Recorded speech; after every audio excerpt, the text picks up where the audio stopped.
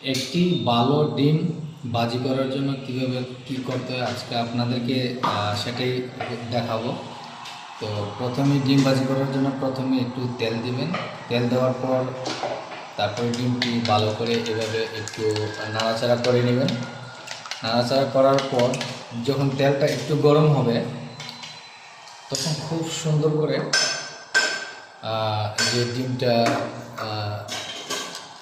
নাড়া দিয়ে নিয়েছেন সেটা এখানে খুব সুন্দর করে ছেড়ে দেবেন।